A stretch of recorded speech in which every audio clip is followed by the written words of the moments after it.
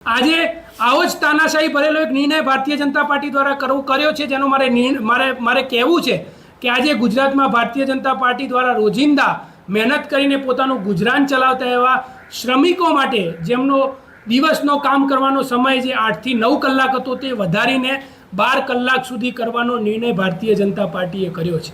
ત્યારે મારે ભારતીય જનતા પાર્ટીને કહેવું છે કે ગુજરાતમાં આર્થિક અને સામાજિક ધોરણે ગુજરાતને ઉપર લાવવામાં શ્રમિકોનું બહુ મોટું યોગદાન છે।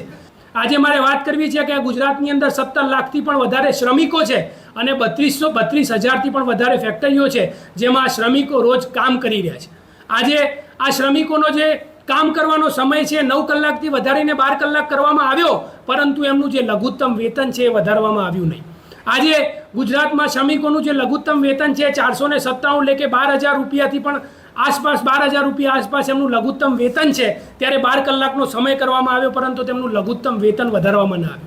દિલ્હીમાં જ્યારે આમ આદમી પાર્ટીની સરકાર હતી ત્યારે પ્રથમ એવી સરકાર હતી કે જેને સમગ્ર ગુજરાત સમગ્ર દેશની અંદર આજે આમ આદમી પાર્ટીએ લઘુત્તમ વેતન 18,000થી વધારીને 21,000 સુધી કર્યું હતું। આજે ગુજરાતમાં ભારતીય જનતા પાર્ટીએ વસ્તુને સમજવાની જરૂર છે કે શ્રમિકો જે છે ગુજરાતમાં મહત્વપૂર્ણ ભાગ ભજવે છે। અગર તમે શ્રમિકોને વધારે લઘુત્તમ વેતન આપી નથી શકતા, પરંતુ ઉદ્યોગપતિઓના ખોળામાં બેસીને તમે શ્રમિકોના કામ કરવાનો સમય વધારી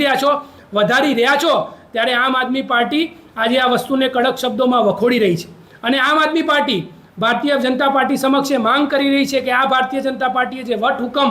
જાહેર કર્યો છે, આ વટહુકમને ભારતીય જનતા પાર્ટી ત્વરિત ધોરણે પાછો લે, નહીં તો આમ આદમી પાર્ટી શ્રમિકો સાથે રહીને એક બહુ મોટું જન આંદોલન કરશે। જેવી રીતે 1886માં 8 કલાકનો જે સમય જે શ્રમિકો માટે લેવામાં આવ્યો હતો, જે બધી વસ્તુ તપાસ કર્યા બાદ લેવામાં આવ્યો હતો, એને ફેરફાર કરવાનો જે પ્રયત્ન આ ભારતીય જનતા પાર્ટી કરી રહી છે એને ભારતીય જનતા પાર્ટીએ ના કરવો જોઈએ, આમ આદમી પાર્ટી માંગ કરી રહી છે।